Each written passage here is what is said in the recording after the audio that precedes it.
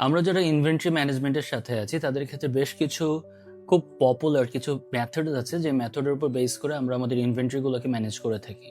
তার মধ্যে সেগুলোকে দেখতে অনেক ক্ষেত্রে একরকম মনে হলো, বাট তাদের ভেতরে কিন্তু পর্যালোচনা করলে দেখা যায় যে বেশ কিছু ডিফারেন্সিয়েশন তাদের ভেতরে থাকে।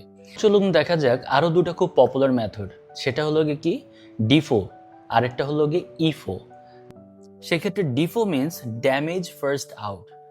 সো এই জায়গাটা যদি আমরা দেখি, যেমন একটা এক্সাম্পল যদি আমরা দেই, সেক্ষেত্রে সুপার মার্কেটগুলোতে দেখবেন যেগুলো পেরিশেবল আইটেম থাকে।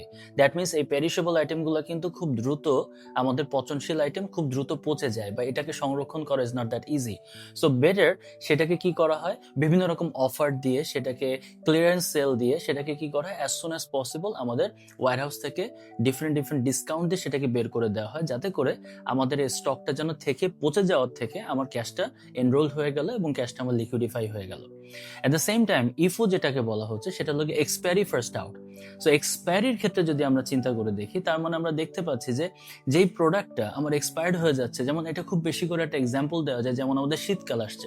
এই শীতকালে দেখবেন যে শীতকালে যে আমাদের ক্লদিংগুলো থাকে, গরমকাল আসলে ডেফিনেটলি তখন কিন্তু এই ক্লদিং এর কিন্তু ভ্যালু খুব একটা থাকবে না, কারণ বিক্রি হবে না।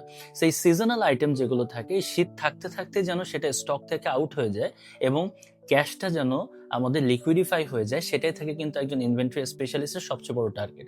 যার কারণে যারা আমরা ডিমান্ড প্ল্যানিং করি, যারা আমরা ফোরকাস্টিং করি, তাদেরকে আমাদেরকে সবসময় in align with the market demand এবং আমাদের the nature of the inventory and the goods that we do, এটাকে মাথায় রেখে আমাদের ডিফারেন্ট মেথড আমাদেরকে ইনভেন্টরি ম্যানেজমেন্টে আমাদের ব্যবহার করতে হয়। I hope the differentiation between these LIFO, FIFO, EFO, DIFO, CIFO, all the things that we have discussed, that gonna help you to be in your positioning where you'll be able to get a better understanding in your next cycle of inventory management. See you in the next one. Till then, stay safe with a healthy smile. Thank you.